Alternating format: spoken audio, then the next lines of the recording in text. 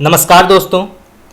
तो जैसे कि आप सब जानते हैं कि हिंदी साहित्य के इतिहास का हमारा जो 1000 प्रश्नोत्तर सीरीज चल रहा है उसका अब तक जो है हमने 100 प्रश्नोत्तर डिस्कस कर लिया है। आज पार्ट 2 की शुरुआत होने जा रही है और आज भी जो है हम 100 प्रश्नोत्तर डिस्कस करेंगे जो बहुत ही महत्वपूर्ण है और विभिन्न प्रकार के प्रतियोगी परीक्षाओं में ये प्रश्न पूछे गए हैं। नेट, सेट, टीजीटी और पीजीटी में प्रश्न पूछे गए हैं और इससे पहले हमने आदिकाल से लेकर आधुनिक काल, हिंदी भाषा और हिंदी साहित्य के प्रमुख काल विभाजन और नामकरण से जुड़े प्रश्नोत्तर हम डिस्कस कर चुके हैं, तो आप जाके देख सकते हैं। अब तक हमने 10,000 से भी अधिक प्रश्नोत्तर डिस्कस कर लिया है, तो आप जाके देख सकते हैं। तो चलिए शुरू करते हैं आज का क्लास। पहला सवाल, सिद्धों की वाणी, बौद्ध गान और दोहा के संग्रहकर्ता कौन है? तो सिद्धों की वाणी, बौद्ध गान और दोहा के संग्रहकर्ता कौन है? तो इसका सही उत्तर होगा आपका option number C, doctor Hariprasad Shastri. तो आपका सी ऑप्शन बिल्कुल यहाँ पे सही है। चलिए आगे बढ़ते हैं। दक्षिणी हिंदी का प्रथम कवि किसे माना जाता है? तो दक्षिणी हिंदी का प्रथम कवि किसे माना जाता है? तो इसका सही उत्तर होगा आपका ऑप्शन नंबर डी, कवि निजामी। तो आपका डी ऑप्शन बिल्कुल यहाँ पे सही है। चलिए आगे बढ़ते हैं। निम्नलिखित कृतियों को इनकी विधाओं के साथ सम्मिलित करना है। तो यहाँ पे दो सूची दिए गए हैं, सूची 1 और सूची 2। सूची 1 में जो है कृतियों के नाम है और सूची 1 में कृतियों के नाम है और सूची 2 में विधाओं के नाम, तो इनको मिलान करना है। तो सबसे पहले आता है समय के पाँव। तो ये किस प्रकार के साहित्य रूप या किस प्रकार के साहित्य विधा के अंतर्गत आती है? तो ये आती है संस्मरण। उसके बाद आता है शबनम, ये किस प्रकार के साहित्य रूप के अंतर्गत आती है? तो ये आती है गद्य काव्य। उसके बाद सुबह के रंग, ये किस प्रकार के साहित्य रूप के अंतर्गत आती है? तो ये आती है यात्रा वृतांत। और फिर सिंहावलोकन, ये जो है आत्मकथा के अंतर्गत आती है। तो इसका सही उत्तर होगा आपका ऑप्शन नंबर बी। चलिए आगे बढ़ते हैं। निम्नलिखित ग्रंथ द्विजदेव का नहीं है। तो इनमें से कौन सा ग्रंथ जो है जिसके लेखक द्विजदेव नहीं है? द्विजदेव जो है ऋतिकाल के ऋतिमुक्त धारा के बहुत ही सर्वश्रेष्ठ कवि हैं। तो इनमें से कौन सा ग्रंथ द्विजदेव ने नहीं लिखा है? तो इसका सही उत्तर होगा आपका ऑप्शन नंबर ए, रसनिधि सार। तो आपका ए ऑप्शन बिल्कुल यहाँ पे सही है। चलिए आगे बढ़ते हैं। प्रभा खेतान की एकमात्र आत्मकथा कौन सी है? तो प्रभा खेतान की एकमात्र आत्मकथा कौन सी है? तो इसका सही उत्तर होगा आपका ऑप्शन नंबर डी, अन्या से अनन्या। तो आपका डी ऑप्शन बिल्कुल यहाँ पे सही है। इनमें से कौन सा देवेंद्र सत्यार्थी का निबंध संग्रह नहीं है? तो इनमें से कौन सा देवेंद्र सत्यार्थी का निबंध संग्रह नहीं है? तो इसका सही उत्तर होगा आपका ऑप्शन नंबर डी, संवत सर। तो आपका डी ऑप्शन बिल्कुल यहाँ पे सही है। इनमें से प्राकृत व्याकरण की प्राचीनतम कृति कौन सी मानी जाती है? तो इनमें से प्राकृत व्याकरण की प्राचीनतम कृति कौन सी मानी जाती है? तो इसका सही उत्तर होगा आपका ऑप्शन नंबर बी, प्राकृत प्रकाश। तो आपका बी ऑप्शन बिल्कुल यहाँ पे सही है। इनमें से अवधी भाषा का कवि कौन नहीं है? तो इनमें से अवधी भाषा का कवि कौन नहीं है? तो इसका सही उत्तर होगा आपका ऑप्शन नंबर ए, वियोगी हरि। तो आपका ए ऑप्शन बिल्कुल यहाँ पे सही है। चलिए आगे बढ़ते हैं। जन्म तिथि के अनुसार भारतेंदु युगीन निबंधकारों का सही अनुक्रम क्या है? तो कौन से कवि पहले आए थे, उसके बाद कौन आए थे, उसके बाद कौन आए थे, ये जानना आवश्यक है। तो इसका सही उत्तर क्या होगा? तो इसका सही उत्तर होगा आपका ऑप्शन नंबर डी, पहले आते हैं बाल कृष्ण भट्ट, फिर भारतेंदु हरिश्चंद्र, फिर प्रताप नारायण मिश्र और फिर बाल मुकुंद गुप्त। तो आपका डी ऑप्शन जो है बिल्कुल यहाँ पे सही है। बाल कृष्ण भट्ट का समय क्या है? तो इनका समय है 1844, भारतेंदु हरिश्चंद्र का समय है 1850, प्रताप नारायण मिश्र का समय है 1856 और बाल मुकुंद गुप्त इनका समय है 1865। तो आपका डी ऑप्शन जो है बिल्कुल यहाँ पे सही है। आप इसको नोट कर सकते हैं, एग्जाम में पूछा जा सकता है। चलिए आगे बढ़ते हैं। प्रेमचंद के साथ 2 दिन कृति के लेखक कौन है? बहुत ही प्रसिद्ध पुस्तक है। तो प्रेमचंद के साथ 2 दिन कृति के लेखक कौन है? तो इसका सही उत्तर होगा आपका ऑप्शन नंबर ए, बनारसी दास चतुर्वेदी। तो आपका ए ऑप्शन बिल्कुल यहाँ पे सही है। चलिए आगे बढ़ते हैं। गुलशन इश्क नामक प्रेमाख्यान के रचयिता कौन है?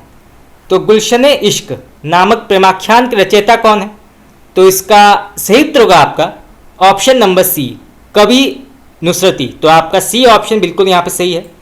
जय जमुना मैया जी निबंध के लेखक कौन है? तो जय जमुना मैया जी निबंध के लेखक कौन है? तो इसका सही उत्तर होगा आपका option number B, Chandradhar Sharma Guleri. तो आपका बी ऑप्शन बिल्कुल यहाँ पे सही है। और यहाँ से जो है यह भी प्रश्न पूछा जा सकता है कि जय जमुना मैया जी किस प्रकार के साहित्य रूप या किस प्रकार के साहित्य विधा के अंतर्गत आती है? तो ये आती है निबंध के अंतर्गत। तो आप इसको नोट कर लीजिए, एग्जाम में पूछा जा सकता है। और इसके लेखक हैं चंद्रधर शर्मा गुलेरी। चलिए आगे बढ़ते हैं। गोविंद रामायण के रचनाकार कौन है? गोविंद रामायण के लेखक कौन है? तो इसका सही उत्तर होगा आपका ऑप्शन नंबर ए, गुरु गोविंद सिंह। तो आपका ए ऑप्शन बिल्कुल यहाँ पे सही है। इसको आप नोट कर लीजिए, एग्जाम में पूछा जा सकता है। हिंदी का पहला ऐतिहासिक उपन्यास कौन सा माना जाता है? बहुत ही महत्वपूर्ण प्रश्न है। तो हिंदी का पहला ऐतिहासिक उपन्यास कौन सा माना जाता है? तो इसका सही उत्तर होगा आपका ऑप्शन नंबर बी, गढ़कुंडार। तो आपका बी ऑप्शन बिल्कुल यहाँ पे सही है। राम स्नेही पंथ के प्रवर्तक कौन है? तो राम स्नेही पंथ के प्रवर्तक कौन है? तो इसका सही उत्तर होगा आपका ऑप्शन नंबर ए, दरिया साहब। तो आपका ए ऑप्शन बिल्कुल यहाँ पे सही है। चलिए आगे बढ़ते हैं।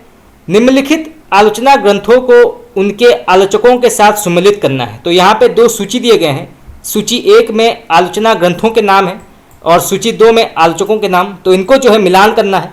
तो सबसे पहले आता है शब्द और मनुष्य। तो इसके लेखक कौन है? शब्द और मनुष्य। तो इसके लेखक हैं परमानंद श्रीवास्तव। उसके बाद आता है कल्पना और छायावाद। इसके लेखक कौन है? कल्पना और छायावाद। तो इसके लेखक हैं केदारनाथ सिंह। उसके बाद आता है कविता से साक्षात्कार। इसके लेखक कौन है? कविता से साक्षात्कार। तो इसके लेखक हैं मलयज। और फिर आता है नई कविता सीमाएं और संभावनाएं। नई कविता सीमाएं और संभावनाएं। तो इसके लेखक कौन है? तो इसके लेखक हैं गिरिजा कुमार माथुर। तो इसका सही उत्तर होगा आपका ऑप्शन नंबर सी। तो आप इसको नोट कर लीजिए, एग्जाम में पूछा जा सकता है। चलिए आगे बढ़ते हैं। आगम वेय पुराण ही पाणीय मान वहंती, ये पंक्ति किस सिद्ध कवि की है? ये प्रश्न कई बार पूछा गया एग्जाम में, बहुत ही प्रसिद्ध पंक्ति है। तो इसके लेखक कौन है? तो इसका सही उत्तर होगा आपका ऑप्शन नंबर ए, कण्हपा। तो आपका ए ऑप्शन बिल्कुल यहाँ पे सही है। हिंदी का पहला राजनीतिक नाटक किसे माना जाता है? तो हिंदी का पहला राजनीतिक नाटक किसे माना जाता है? तो इसका सही उत्तर होगा आपका ऑप्शन नंबर सी, भारत दुर्दशा। तो आपका सी ऑप्शन बिल्कुल यहाँ पे सही है, भारत दुर्दशा। और इसके लेखक हैं भारतेंदु हरिश्चंद्र। और ये जो है नाटक विधा के अंतर्गत आती है। तो यहाँ से जो है 3 प्रकार के प्रश्न पूछे जा सकते हैं। चलिए आगे बढ़ते हैं। काव्यों को इनके कवियों के साथ सुमेलित करना है। तो सूची 1 में जो है काव्य दिए गए हैं और सूची 2 में कवियों के नाम। तो इनको मिलान करना है। तो सबसे पहले आता है कविता पार्श्ववर्ती जीवन की पुकार का जवाब है। तो ये किसने कहा है? कविता पार्श्ववर्ती जीवन की पुकार का जवाब है, ये किसने कहा है? तो ये कहा है मुकुटधर पांडेय ने। उसके बाद भाषा की लहरों में जीवन की हलचल है, ये किसने कहा है?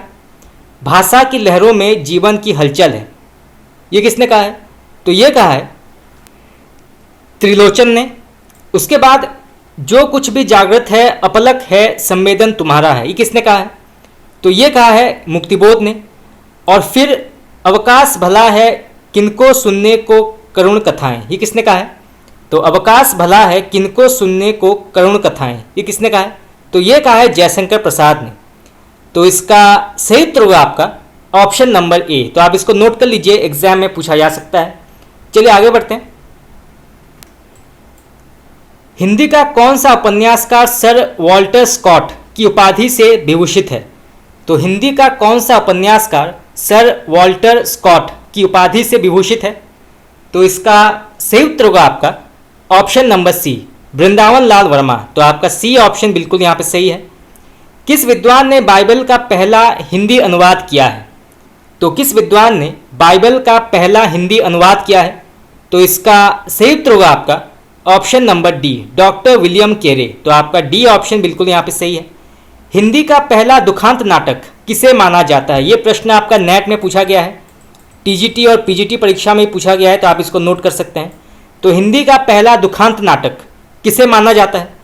तो इसका सही उत्तर होगा आपका ऑप्शन नंबर बी, रणधीर प्रेम मोहिनी। तो आपका बी ऑप्शन बिल्कुल यहाँ पे सही है।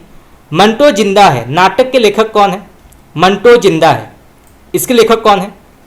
तो इसका सही उत्तर होगा आपका option number C, Narendra Mohan. तो आपका सी ऑप्शन बिल्कुल यहाँ पे सही है। चलिए आगे बढ़ते हैं। निम्नलिखित आलोचना ग्रंथों को इनके आलोचकों के साथ सम्मिलित करना है। तो सूची 1 में आलोचना ग्रंथ हैं और सूची 2 में आलोचकों के नाम, तो इनको जो है मिलान करना है। तो सबसे पहले आता है प्रगतिवाद, इसके लेखक कौन है? तो इसके लेखक हैं शिव कुमार मिश्र। फिर आता है नई समीक्षा के प्रतिमान, इसके लेखक कौन है? नई समीक्षा के प्रतिमान, तो इसके लेखक हैं डॉक्टर निर्मला जैन। उसके बाद आता है साहित्य और संस्कृति, साहित्य और संस्कृति, इसके लेखक कौन है? तो इसके लेखक हैं डॉक्टर रामविलास शर्मा। और फिर आता है दूसरी परंपरा की खोज, बहुत ही प्रसिद्ध कृति है, कई बार एग्जाम में पूछा गया है कि इसके लेखक कौन है। तो दूसरी परंपरा की खोज के लेखक हैं डॉक्टर नामवर सिंह। तो इसका सही उत्तर होगा आपका ऑप्शन नंबर ए। तो आप इसको नोट कर लीजिए, एग्जाम में पूछा जा सकता है। चलिए आगे बढ़ते हैं। हिंदी का पहला व्यंग्यात्मक उपन्यास किसे माना जाता है? तो हिंदी का पहला व्यंग्यात्मक उपन्यास किसे माना जाता है? तो इसका सही उत्तर होगा आपका ऑप्शन नंबर सी, उर्दू बेगम। तो आपका सी ऑप्शन बिल्कुल यहाँ पे सही है। किस आलोचक ने बाल कृष्ण भट्ट को हिंदी का प्रथम आलोचक माना है? ये प्रश्न भी कई बार एग्जाम में पूछा गया है। तो किस आलोचक ने बाल कृष्ण भट्ट को हिंदी का प्रथम आलोचक माना है? तो इसका सही उत्तर होगा आपका ऑप्शन नंबर ए, डॉक्टर रामविलास शर्मा। तो आपका ए ऑप्शन बिल्कुल यहाँ पे सही है। चलिए आगे बढ़ते हैं। तरुण के स्वप्न किस क्रांतिकारी की आत्मकथा है? बहुत ही महत्वपूर्ण प्रश्न है। तो तरुण के स्वप्न किस क्रांतिकारी की आत्मकथा है? तो इसका सही उत्तर होगा आपका option number B, Subhash Chandra Bose. तो आपका बी ऑप्शन बिल्कुल यहाँ पे सही है। और यहाँ से जो है यह भी प्रश्न पूछा जा सकता है कि तरुण के स्वप्न किस प्रकार के साहित्य रूप या किस प्रकार के साहित्य विधा के अंतर्गत आती है? तो ये आती है आत्मकथा के अंतर्गत। तो यहाँ से जो है 2 प्रकार के प्रश्न पूछे जा सकते हैं। चलिए आगे बढ़ते हैं। उजड़ ग्राम शीर्षक से गोल्डस्मिथ के डेजर्टेड विलेज का अनुवाद किसने किया था? तो उजड़ ग्राम शीर्षक से गोल्डस्मिथ के डेजर्टेड विलेज का अनुवाद किसने किया था? तो इसका सही उत्तर होगा आपका ऑप्शन नंबर ए, श्रीधर पाठक। तो आपका ए ऑप्शन बिल्कुल यहाँ पर सही है। और यहाँ से जो है यह भी प्रश्न पूछा जा सकता है कि डेजर्टेड विलेज के वास्तविक लेखक कौन है? तो वो है गोल्डस्मिथ। आचार्य रामचंद्र शुक्ल ने त्रिवेणी में कौन से कवि की समीक्षा नहीं की है? तो आचार्य रामचंद्र शुक्ल ने त्रिवेणी में कौन से कवि की समीक्षा नहीं की है? तो इसका सही उत्तर होगा आपका ऑप्शन नंबर ए, कबीरदास। बाकी सूरदास, जायसी और तुलसीदास की समीक्षा की है आचार्य रामचंद्र शुक्ल ने, परंतु कबीरदास का कोई उल्लेख नहीं है। चलिए आगे बढ़ते हैं। हिंदी का प्रथम अध्यापक आलोचक कौन माना जाता है? तो हिंदी का प्रथम अध्यापक आलोचक कौन माना जाता है? तो इसका सही उत्तर होगा आपका ऑप्शन नंबर सी, श्याम सुंदर दास। तो आपका सी ऑप्शन बिल्कुल यहाँ पे सही है। गांधी जी की आत्मकथा कृति के प्रथम हिंदी अनुवादक कौन है? तो गांधी जी की आत्मकथा कृति के प्रथम हिंदी अनुवादक कौन है? तो इसका सही उत्तर होगा आपका ऑप्शन नंबर ए, हरिभाव उपाध्याय। तो आपका ए ऑप्शन बिल्कुल यहाँ पे सही है। आप इसको नोट कर सकते हैं, एग्जाम में पूछा जा सकता है। चलिए आगे बढ़ते हैं। निम्नलिखित पात्रों को इनके नाटकों के साथ सम्मिलित करना है। तो सूची 1 में पात्रों के नाम है और सूची 2 में नाटकों के नाम, तो इनको जो है मिलान करना है। तो सबसे पहले आता है वन लक्ष्मी। तो ये किस पात्र की नाटक के अंतर्गत आती है? तो इसका सही उत्तर होगा आपका ऑप्शन नंबर सी, कामना। तो ये जो है कामना नाटक की बहुत ही महत्वपूर्ण पात्र है वनलक्ष्मी। उसके बाद एमन, ये किस नाटक की पात्र है? तो ये जो है सुबह के घंटे। उसके बाद बीना, ये किस उपन्यास का पात्र है? तो ये सुंदर रस नाटक की पात्र है। और फिर जैनी, ये किस नाटक की पात्र है? तो ये जो है प्रेम की वेदी। तो इसका सही उत्तर होगा आपका ऑप्शन नंबर सी। तो आप इसको नोट कर लीजिए, कई बार जो है एग्जाम में पात्रों से जुड़े प्रश्न पूछे जाते हैं, खास करके मुंशी प्रेमचंद की जो रचनाएं हैं, गोदान, कर्मभूमि, रंगभूमि, उनसे जुड़े जो पात्रों के नाम हैं कई बार प्रश्न परीक्षा में पूछे जाते हैं, जैसे होरी, धनिया, गोबर, जालपा, रमानाथ, जयशंकर प्रसाद की जो कामायनी है उनसे जुड़े प्रश्न भी पूछे जाते हैं, मनु, श्रद्धा, ईड़ा, तो उनको याद करना आवश्यक है। चलिए आगे बढ़ते हैं। निम्नलिखित पात्रों को इनके नाटकों के साथ सुमिलित करना है। तो फिर से सुमिलित करना है, तो पहले आता है मणिमाला, ये किस नाटक की पात्र है? मणिमाला। तो इसका सही उत्तर होगा आपका जन्मय जय का नाग यज्ञ। उसके बाद जयंत, ये किस नाटक का पात्र है? जयंत।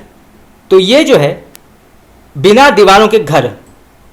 उसके बाद चंद्रभागा, चंद्रभागा किस नाटक की पात्र है? तो ये जो है नारद की वीणा। और फिर मुरारीलाल, ये किस नाटक का पात्र है? तो ये सिंदूर की होली।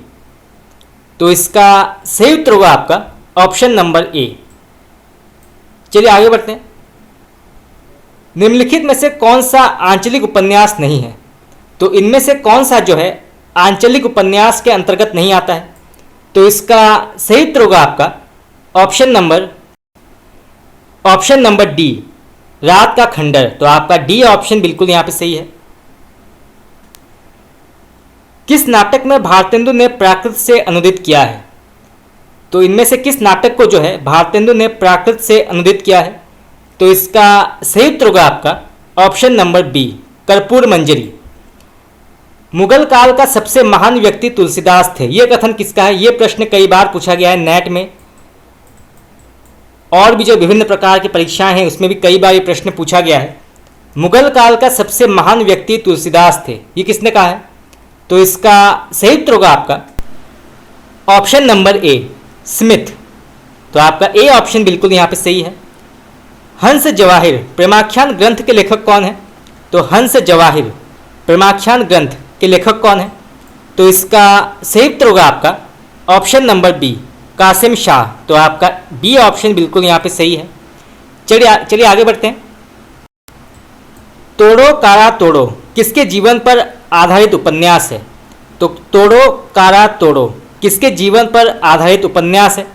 तो इसका सही उत्तर होगा आपका ऑप्शन नंबर सी, स्वामी विवेकानंद। तो आपका सी ऑप्शन बिल्कुल यहाँ पे सही है। द फंक्शन ऑफ क्रिटिसिज्म ग्रंथ के लेखक कौन है?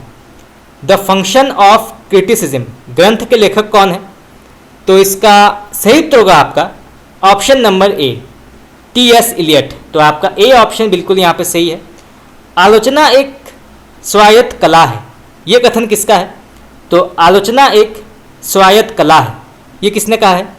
तो इसका सही उत्तर होगा आपका option number D, T S. Eliot. तो आपका डी ऑप्शन बिल्कुल यहाँ पे सही है। चलिए आगे बढ़ते हैं। 252 वैष्णवों की वार्ता कृति कौन से मुगल बादशाह के शासनकाल में लिखी गई थी? बहुत ही महत्वपूर्ण प्रश्न है, कई बार एग्जाम में पूछा गया है। तो 252 वैष्णवों की वार्ता कृति कौन से मुगल बादशाह के शासनकाल में लिखी गई थी? तो इसका सही उत्तर होगा आपका ऑप्शन नंबर सी, औरंगजेब। तो आपका सी ऑप्शन बिल्कुल यहाँ पे सही है। चलिए आगे बढ़ते हैं। 19वीं शताब्दी का आदि और अंत निबंध के लेखक कौन है? तो 19वीं शताब्दी का आदि और अंत निबंध के लेखक कौन है? तो इसका सही उत्तर होगा आपका ऑप्शन नंबर ए, बालकृष्ण भट्ट। तो आपका ए ऑप्शन बिल्कुल यहाँ पे सही है। चलिए आगे बढ़ते हैं। सीलन की बंदी शीर्षक से अंग्रेजी कवि बायरन के प्रिजनर ऑफ शीलन का अनुवाद किसने किया है? तो फिर से पढ़ते हैं। सीलन की बंदी शीर्षक से अंग्रेजी कवि बायरन के प्रिजनर ऑफ शीलन का अनुवाद किसने किया है? तो इसका सही उत्तर होगा आपका option number C Thakur Jagmohan Singh, तो आपका सी ऑप्शन बिल्कुल यहाँ पे सही है। चलिए आगे बढ़ते हैं। इनमें से कौन सा निबंध संग्रह धर्मवीर भारती का नहीं है? तो इनमें से कौन सा निबंध संग्रह धर्मवीर भारती का नहीं है? तो इसका सही उत्तर होगा आपका ऑप्शन नंबर डी सर्जना और संदर्भ, तो आपका डी ऑप्शन बिल्कुल यहाँ पे सही है। सर्जना और संदर्भ जो है ये धर्मवीर भारती का निबंध संग्रह नहीं है, तो आपका डी ऑप्शन बिल्कुल यहाँ पे गलत होगा। चलिए आगे बढ़ते हैं। गोरी सोवे सेज पर मुख पर डारे केस, इस पंक्ति के कवि कौन है? बहुत ही प्रसिद्ध पंक्ति है। तो गोरी सोवे सेज पर मुख पर डारे केस, ये किसने लिखा है? तो इसका सही उत्तर होगा आपका ऑप्शन नंबर ए अमीर खुसरो, तो आपका ए ऑप्शन बिल्कुल यहाँ पे सही है। चलिए आगे बढ़ते हैं।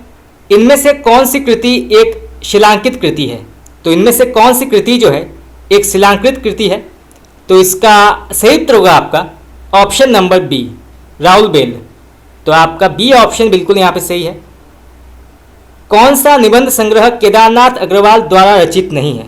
तो इनमें से कौन सा निबंध संग्रह जो है केदारनाथ अग्रवाल द्वारा रचित नहीं है? तो इसका सही उत्तर होगा आपका ऑप्शन नंबर डी कटी उम्र होटल में, तो आपका डी ऑप्शन बिल्कुल यहाँ पे सही है। कटी उम्र होटल में जो है इसके लेखक विजयदेव नारायण शाही हैं। तो यहाँ से जो है प्रश्न पूछा जा सकता है कि कटी उम्र होटल में के लेखक कौन है? तो वो है विजयदेव नारायण शाही। तो आप इसको नोट कर सकते हैं, एग्जाम में पूछा जा सकता है। चलिए आगे बढ़ते हैं। कौन सा कवि अपभ्रंश का भवभूति माना जाता है? तो कौन सा कवि अपभ्रंश का भवभूति माना जाता है? तो इसका सही उत्तर होगा आपका ऑप्शन नंबर सी पुष्पदंत, तो आपका सी ऑप्शन बिल्कुल यहाँ पे सही है।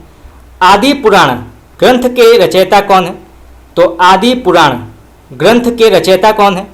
तो इसका सही उत्तर होगा आपका ऑप्शन नंबर ए पुष्पदंत, तो आपका ए ऑप्शन बिल्कुल यहाँ पे सही है। हिंदी का पहला राजनीतिक उपन्यासकार कौन माना जाता है? बहुत ही महत्वपूर्ण प्रश्न है। तो हिंदी का पहला राजनीतिक उपन्यासकार कौन माना जाता है? तो इसका सही उत्तर होगा आपका ऑप्शन नंबर बी यशपाल, तो यशपाल जो हैं ये हिंदी के पहले राजनीतिक उपन्यासकार माने जाते हैं, तो आपका बी ऑप्शन बिल्कुल यहाँ पे सही है। चलिए आगे बढ़ते हैं। इनमें से किस पत्रकार को भारतीय पत्रकारिता का राजा राममोहन रॉय कहा जाता है? तो इनमें से किस पत्रकार को भारतीय पत्रकारिता का राजा राममोहन रॉय कहा जाता है? ऑप्शन नंबर ए भारतेंदु हरिश्चंद्र, तो भारतेंदु हरिश्चंद्र को जो है भारतीय पत्रकारिता का राजा राममोहन रॉय कहा जाता है, तो आपका ए ऑप्शन बिल्कुल यहाँ पे सही है। चलिए आगे बढ़ते हैं।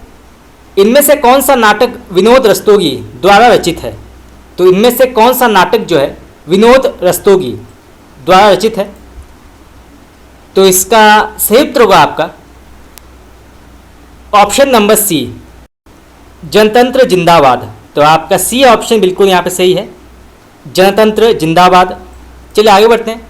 इनमें से कौन सी पत्रिका साप्ताहिक पत्रिका नहीं है? तो इनमें से कौन सी पत्रिका जो है साप्ताहिक पत्रिका नहीं है? तो इसका सही उत्तर होगा आपका ऑप्शन नंबर ए हिमालय, तो आपका ए ऑप्शन बिल्कुल यहाँ पे सही है। शिकार साहित्य के प्रवर्तक किसे माना जाता है? तो शिकार साहित्य के प्रवर्तक किसे माना जाता है?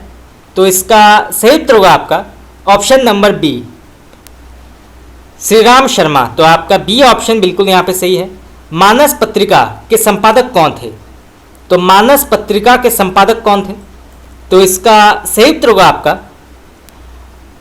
ऑप्शन नंबर ए पंडित सुधाकर द्विवेदी, तो पंडित सुधाकर द्विवेदी जो हैं ये मानस पत्रिका के संपादक थे, तो आपका ए ऑप्शन बिल्कुल यहाँ पे सही है। चलिए आगे बढ़ते हैं। इनमें से हिंदी साहित्य का पहला विवरण ग्रंथ किसे माना जाता है? तो इनमें से हिंदी साहित्य का पहला विवरण ग्रंथ किसे माना जाता है?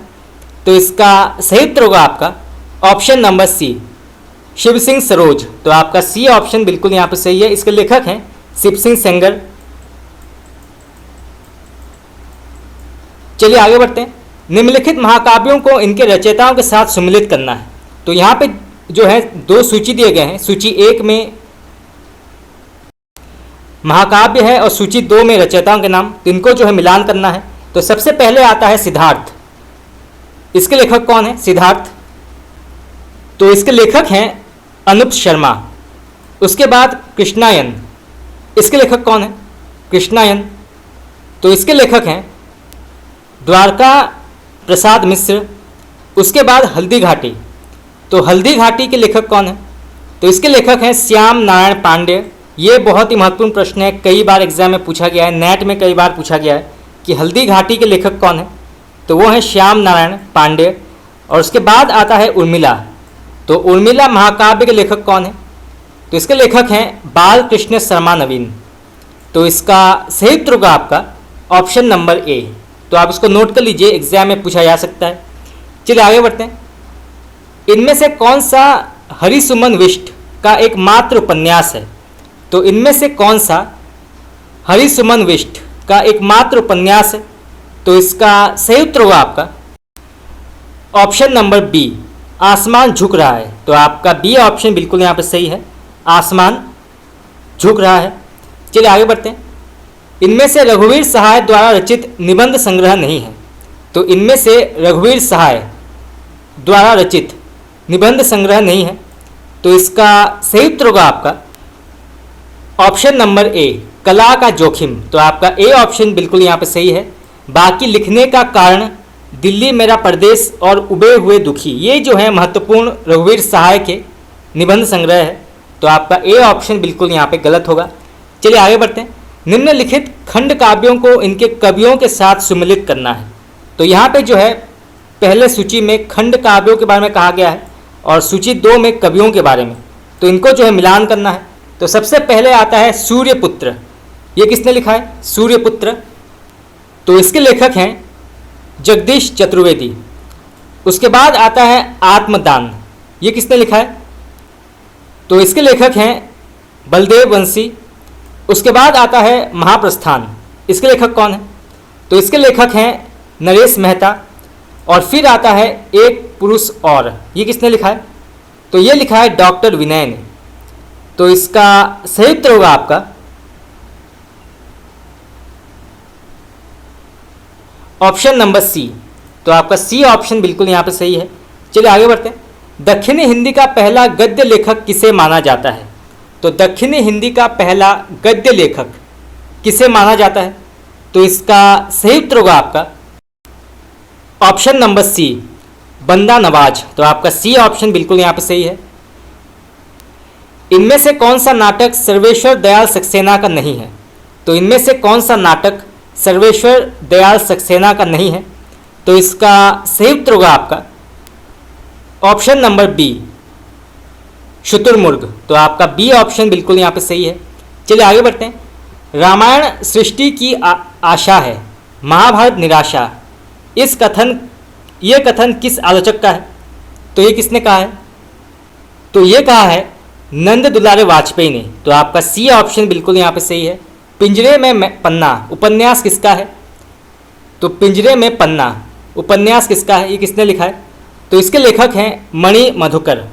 और यहाँ से जो है ये भी प्रश्न पूछा जा सकता है कि पिंजरे में पन्ना किस प्रकार के साहित्य रूप या किस प्रकार के साहित्य विधा के अंतर्गत आती है? तो ये आती है उपन्यास के अंतर्गत। तो यहाँ से जो है 2 प्रकार के प्रश्न पूछे जा सकते हैं। चलिए आगे बढ़ते हैं। निम्नलिखित काव्य पंक्तियों को उनके ग्रंथकारों के साथ सुमिलित करना है। तो यहाँ पे जो है 2 सूची दिए गए हैं। सूची 1 में काव्य पंक्ति है और सूची 2 में ग्रंथकारों के नाम। तो सबसे पहले आता है भूषण विनु न विरजाई कविता वनिता मित। तो भूषण विनु न विराजई कविता वनिता मित, ये किसने कहा है? तो इसके लेखक हैं केशव दास। उसके बाद आता है बिन भूषण नहीं भूसई कविता वनिता चार, ये किसने कहा है? तो इसके लेखक हैं दुल्हा कवि। उसके बाद आता है ऊपर से भूषित करे जैसे तन को हार, ये किसकी पंक्ति है? तो ये कहा है भिखारी दास ने। और फिर आता है तदपि ना भूषण विनु लसे वनिता कविता रूप, ये किसने कहा है? तो ये कहा है श्रीपति ने। तो आपका सही आंसर होगा आपका ऑप्शन नंबर ए। तो तो इसको आप नोट कर लीजिए, एग्जाम में पूछा जाता है पंक्तियों के बारे में। खास करके ये पंक्ति कई बार पूछा गया है, भूषण बिनु न विराजई कविता बनिता मित। ये किसने कहा है? तो ये कहा है केशव दास ने। तो आप इसको नोट कर लीजिए, एग्जाम में पूछा जा सकता है। चलिए आगे बढ़ते हैं। इनमें से रमेश चंद्र शाह द्वारा रचित निबंध संग्रह नहीं है। तो इनमें से रमेश चंद्र शाह द्वारा रचित निबंध संग्रह नहीं है। तो इसका सही उत्तर होगा आपका ऑप्शन नंबर ए, कुछ नीति कुछ राजनीति। तो आपका ए ऑप्शन बिल्कुल यहाँ पे सही है। चलिए आगे बढ़ते हैं। प्रकाशन वर्ष के अनुसार निम्नलिखित खंड काव्यों को सही अनुक्रम से बताना है। तो यहाँ पे जो है खंड काव्य दिए गए हैं, तो इनको सही अनुक्रम सही क्रम से बताना है कि कौन सा पहले आया था, उसके बाद कौन सा आया था। तो इसका सही उत्तर क्या होगा? ये प्रश्न आपका नेट में पूछा गया है। तो इसका सही उत्तर होगा आपका ऑप्शन नंबर डी। पहले आता है एक कंठ विषपाई, उसके बाद आत्मजयी, फिर भस्मांकुर और फिर महाप्रस्थान। तो आपका डी ऑप्शन बिल्कुल यहाँ पे सही है। एक कंठ विषयापी जो है विषपाई, ये कब प्रकाशित हुई थी? तो एक कंठ विषपाई ये प्रकाशित हुई थी 1963 में। आत्मजयी प्रकाशित हुई थी 1965 में। भस्मांकुर प्रकाशित हुई थी 1971 में और महाप्रस्थान प्रकाशित हुई थी 1975 में। तो आपका डी ऑप्शन जो है बिल्कुल यहाँ पे सही है। आप इसको नोट कर सकते हैं, एग्जाम में पूछा जा सकता है। चलिए आगे बढ़ते हैं। कब्रिस्तान में पंचायत निबंध संग्रह के लेखक कौन है? तो कब्रिस्तान में पंचायत निबंध संग्रह के लेखक कौन है? तो इसका सही उत्तर होगा आपका option number B, Kedarnath Singh. तो आपका बी ऑप्शन बिल्कुल यहाँ पे सही है। किस आलोचक ने आचार्य रामचंद्र शुक्ल की 11 वर्ष का समय को हिंदी का प्रथम मौलिक कहानी माना है? तो फिर से पढ़ते हैं। किस आलोचक ने आचार्य रामचंद्र शुक्ल की 11 वर्ष का समय को हिंदी का प्रथम मौलिक कहानी माना है? तो इसका सही उत्तर होगा आपका option number D, Lakshmi Narayan Lal. तो आपका डी ऑप्शन बिल्कुल यहाँ पे सही है। आखिरी कलाम उपन्यास के लेखक कौन है? आखिरी कलाम, तो इसके लेखक हैं option number D, Dudhnath Singh. तो आपका डी ऑप्शन बिल्कुल यहाँ पे सही है। चलिए आगे बढ़ते हैं। निम्नलिखित काव्य पंक्तियों को उनके ग्रंथकारों के साथ सम्मिलित करना है। तो यहाँ पे जो है पहले सूची में काव्य पंक्ति दिए गए हैं और सूची 2 में ग्रंथकारों के नाम। तो इनको जो है मिलान करना है। तो सबसे पहले आता है लोटा तुलसीदास को लाख टका को मोल। ये किसने कहा है? तो ये कहा है कवि होल राय ने। उसके बाद आपको ना चाहे ताके बाप को ना चाहिए, ये किसने कहा है? तो इसके लेखक हैं बोधा। उसके बाद जिनको मुख देखे दुख उपजत तिनको करीबे परी सलाम, ये किसने कहा है? तो इसके लेखक हैं कुंभनदास। और फिर आता है जाको जस है जगत में जगत सराहे जाही, ये किसने कहा है? तो इसके लेखक हैं अकबर। तो इसका सही उत्तर होगा आपका ऑप्शन नंबर ए। तो आप इसको नोट कर लीजिए, एग्जाम में पूछा जा सकता है। चलिए आगे बढ़ते हैं। आजकल पत्रिका के प्रथम उपसंपादक कौन थे? तो आजकल पत्रिका के प्रथम उपसंपादक कौन थे? तो इसका सही उत्तर होगा आपका option number B, Keshav Gopal Nigam. तो आपका बी ऑप्शन बिल्कुल यहाँ पे सही है। निम्नलिखित कवि ने प्रतीक पत्रिका का संपादन नहीं किया है। तो इनमें से किस कवि ने जो है प्रतीक पत्रिका का संपादन नहीं किया है? तो इसका सही उत्तर होगा आपका option number D, Laxmikant Verma. तो आपका डी ऑप्शन बिल्कुल यहाँ पे सही है। आधुनिक हिंदी खड़ी बोली का प्रथम कवि किसे माना जाता है? तो आधुनिक हिंदी खड़ी बोली का पहला कवि किसे माना जाता है? ये प्रश्न कई बार पूछा गया एग्जाम में, तो आप इसको नोट कर सकते हैं। तो इसका सही उत्तर होगा आपका ऑप्शन नंबर ए, राजा शिव प्रसाद सितारे हिंद। तो आपका ए ऑप्शन बिल्कुल यहाँ पे सही है। चलिए आगे बढ़ते हैं। किस कवि के छंदों को कृषि विज्ञान की पुस्तक मानी जाती है? तो किस कवि की छंदों को कृषि विज्ञान की पुस्तक मानी जाती है? तो इसका सही उत्तर होगा आपका ऑप्शन नंबर ए। तो इसका सही उत्तर होगा आपका ऑप्शन नंबर ए, घाघ कवि। तो आपका ए ऑप्शन बिल्कुल यहाँ पे सही है। चलिए आगे बढ़ते हैं। हिंदी साहित्य अकादमी के प्रथम अध्यक्ष कौन थे? तो हिंदी साहित्य अकादमी के प्रथम अध्यक्ष कौन थे? तो इसका सही उत्तर होगा आपका option number B, Jawaharlal Nehru. तो आपका बी ऑप्शन बिल्कुल यहाँ पे सही है। मैं कहती हूँ आखिन देखी यात्रा वृतांत की लेखिका कौन है? तो मैं कहती हूँ आखिन देखी यात्रा वृतांत की लेखिका कौन है? तो इनका नाम है option number C, Padma Sachdev. तो आपका सी ऑप्शन बिल्कुल यहाँ पे सही है, पद्मा सचदेव। और यहाँ से जो है यह भी प्रश्न पूछा जा सकता है कि मैं कहती हूँ आखिन देखी ये किस प्रकार के साहित्य रूप के अंतर्गत आती है? तो ये आती है यात्रा वृतांत के अंतर्गत। तो यहाँ से जो है दो प्रकार के प्रश्न पूछे जा सकते हैं। चलिए आगे बढ़ते हैं। पहला राजा कृति किस प्रधानमंत्री के जीवन पर आधारित नाटक है? तो पहला राजा कृति किस प्रधानमंत्री के जीवन पर आधारित नाटक है? तो इसका सही उत्तर होगा आपका option number D, Jawaharlal Nehru. तो आपका डी ऑप्शन बिल्कुल यहाँ पे सही है। पिया प्यारे तिहारे निहारे बिना अखियाँ दुहियाँ नहीं मानती हैं, ये पंक्ति किस कवि की है? ये प्रश्न भी कई बार पूछा गया है। तो पिया प्यारे तिहारे निहारे बिना अखियाँ दुखियाँ नहीं मानती हैं, ये किस लेखक की या किस कवि की पंक्ति है? तो इसका सही उत्तर होगा आपका, तो इसके लेखक हैं option number B, Bharatendu Harishchandra. तो आपका बी ऑप्शन बिल्कुल यहाँ पे सही है। चलिए आगे बढ़ते हैं। तुलसीदास की प्रथम रचना कौन सी मानी जाती है? तो तुलसीदास की प्रथम रचना कौन सी मानी जाती है? तो इसका सही उत्तर होगा आपका वैराग्य संदीपनी। तो ये जो है तुलसीदास की प्रथम रचना है, तो आप इसको नोट कर सकते हैं।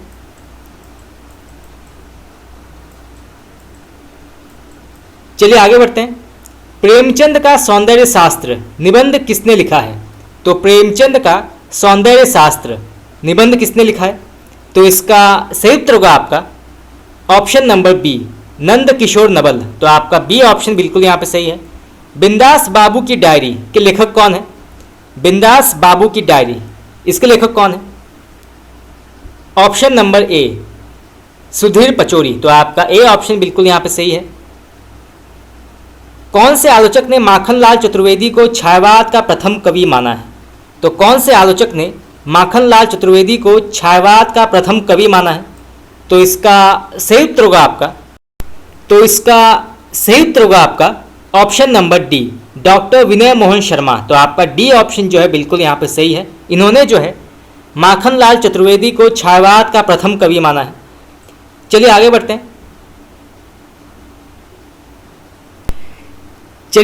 हैं। निम्नलिखित कृतियों को इनकी विधाओं के साथ सुमिलित करना है। तो सूची 1 में कृतियों के नाम है और सूची 2 में विधाओं के नाम, तो इनको सुमिलित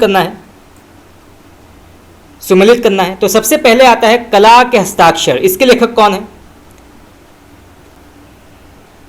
ये इंटरव्यू के अंतर्गत आती है। उसके बाद आता है पार्वती के कंगन, ये किस प्रकार के साहित्य रूप या किस प्रकार के साहित्य विधा के अंतर्गत आती है? तो ये आती है रिपोर्टाज।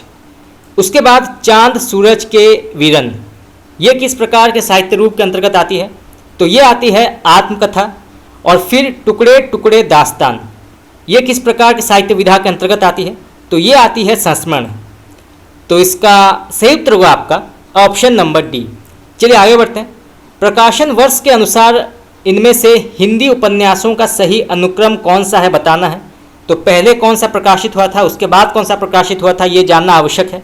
तो सबसे पहले आता है खंजन नयन, उसके बाद रात का रिपोर्टर, फिर छप्पर और फिर समय सरगम। तो इसका सही उत्तर होगा आपका ऑप्शन नंबर ए। तो खंजन नयन ये कब प्रकाशित हुई थी? तो ये प्रकाशित हुई थी 1981 में। रात का रिपोर्टर प्रकाशित हुई थी 1989 में। छप्पर प्रकाशित हुई थी 1994 में। और समय सरगम ये प्रकाशित हुई थी 2000 में। तो इसका सही उत्तर होगा आपका ऑप्शन नंबर ए। तो आप इसको नोट कर लीजिए, एग्जाम में पूछा जा सकता है। चलिए आगे बढ़ते हैं। प्रकाशन वर्ष के अनुसार निम्नलिखित खंड काव्यों का सही अनुक्रम क्या है? तो यहाँ पे बताना है कौन सा पहले आया था, उसके बाद कौन सा आया था। तो इसका सही उत्तर होगा आपका ऑप्शन नंबर डी, सबसे पहले प्रकाशित हुई थी अंधायुग, फिर कनुप्रिया, संशय की एक रात और संभूक। तो आपका डी ऑप्शन बिल्कुल यहाँ पे सही है। अंधायुग प्रकाशित हुई थी 1954 में, कनुप्रिया प्रकाशित हुई थी 1959 में, संशय की एक रात प्रकाशित हुई थी 1963 में और शंभुक प्रकाशित हुई थी 1977 में। तो आपका डी ऑप्शन बिल्कुल यहाँ पे सही है। आप इसको नोट कर सकते हैं, एग्जाम में पूछा जा सकता है। चलिए आगे बढ़ते हैं। रामकृष्ण शुक्ल शिलीमुख ने सुकवि समीक्षा में किस कवि की समीक्षा नहीं की है? तो सुकवि समीक्षा में किस कवि की समीक्षा नहीं हुई है? तो इसका सही उत्तर होगा आपका option number D, Ayodhya Singh Upadhyay. तो आपका डी ऑप्शन बिल्कुल यहाँ पे सही है। चलिए आगे बढ़ते हैं। मैं क्रांतिकारी कैसे बना आत्मकथा किस लेखक का है? यह प्रश्न कई बार एग्जाम में पूछा गया है। मैं क्रांतिकारी कैसे बना आत्मकथा जो है ये किस लेखक का है? तो इसका सही उत्तर होगा आपका ऑप्शन नंबर ए, डॉक्टर रामविलास शर्मा। तो आपका ए ऑप्शन बिल्कुल यहाँ पे सही है। और यहाँ से जो है यह भी प्रश्न पूछा जा सकता है कि मैं क्रांतिकारी कैसे बना किस प्रकार के साहित्य विधा के अंतर्गत आती है? तो ये आती है आत्मकथा के अंतर्गत। तो यहाँ से जो है दो प्रकार के प्रश्न पूछे जा सकते हैं। चलिए आगे बढ़ते हैं। गुड़िया के भीतर गुड़िया आत्मकथा किसकी है?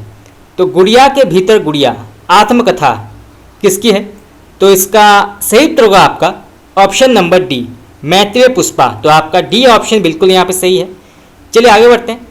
निम्नलिखित बाल नाटकों को इनके लेखकों के साथ सुमिलित करना है। तो यहाँ पे दो सूची दिए गए हैं। सूची एक में बाल नाटक के बारे में कहा गया है और सूची दो में लेखकों के नाम। तो इनको जो है मिलान करना है।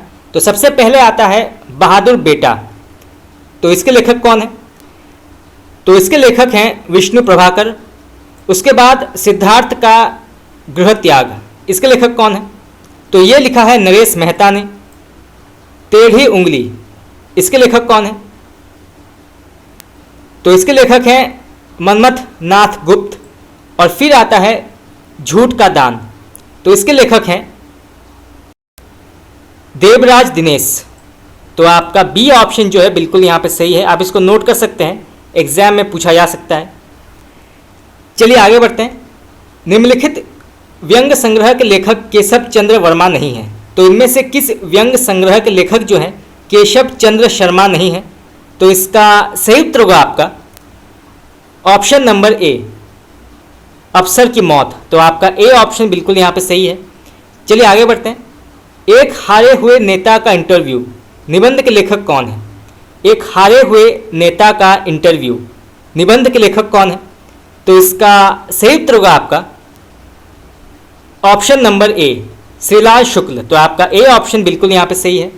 बुद्ध चरित्र शीर्षक से एडविन आर्नल्ड के लाइट ऑफ एशिया का अनुवाद किसने किया है? ये प्रश्न कई बार एग्जाम में पूछा गया है। तो फिर से पढ़ते हैं। बुद्ध चरित्र शीर्षक से एडविन आर्नल्ड के लाइट ऑफ एशिया का अनुवाद किसने किया था? तो इसका सही उत्तर होगा आपका ऑप्शन नंबर बी, आचार्य रामचंद्र शुक्ल। तो आपका बी ऑप्शन बिल्कुल यहाँ पे सही है। इनमें से व्यंग कृति हरिशंकर परसाई की नहीं है। तो इनमें से व्यंग कृति हरिशंकर परसाई की नहीं है। तो इसका सही उत्तर होगा आपका ऑप्शन नंबर डी, हम भ्रष्टन के भ्रष्ट हमारे। तो आपका डी ऑप्शन बिल्कुल यहाँ पे सही है। चलिए आगे बढ़ते हैं। ऋतिकाल का अंतिम कवि किसे माना जाता है? तो ऋतिकाल का अंतिम कवि किसे माना जाता है? तो इसका सही उत्तर होगा आपका ऑप्शन नंबर ए, पद्माकर। तो आपका ए ऑप्शन बिल्कुल यहाँ पे सही है। ब्रजभाषा का अंतिम कवि किसे माना जाता है? तो ब्रजभाषा का अंतिम कवि किसे माना जाता है? तो इसका सही उत्तर होगा आपका ऑप्शन नंबर डी, सत्यनारायण कविरत्न। तो आपका डी ऑप्शन बिल्कुल यहाँ पे सही है। किस लेखक ने धर्मयुग पत्रिका का संपादन नहीं किया है? तो किस लेखक ने धर्मयुग पत्रिका का संपादन नहीं किया है? तो इसका सही उत्तर होगा आपका option number D, Shivdan Singh Chauhan. तो आपका डी ऑप्शन बिल्कुल यहाँ पे सही है। कितने शहरों में कितनी बार संस्मरण किसका है? तो कितने शहरों में कितनी बार संस्मरण किसका है? इसके लेखक कौन है? तो इसका सही उत्तर होगा आपका ऑप्शन नंबर ए, ममता कालिया। तो आपका ए ऑप्शन बिल्कुल यहाँ पे सही है। तो फ्रेंड्स, आज के लिए इतना ही। आज जो है पार्ट 2 यहाँ पर समाप्त हुआ। आज हमने 100 महत्वपूर्ण हिंदी साहित्य के प्रश्न उत्तर डिस्कस किए जो विभिन्न प्रकार के प्रतियोगी परीक्षा में पूछा गया है, नेट, सेट, टीजीटी और पीजीटी में। कल पार्ट 3 की शुरुआत होगी और कल भी जो है हम 100 महत्वपूर्ण प्रश्न उत्तर डिस्कस करेंगे। तो आज के लिए इतना ही। आप लोगों को कैसा लगा क्लास, आप मुझे बता सकते हैं कमेंट करके। आपका बहुत बहुत धन्यवाद।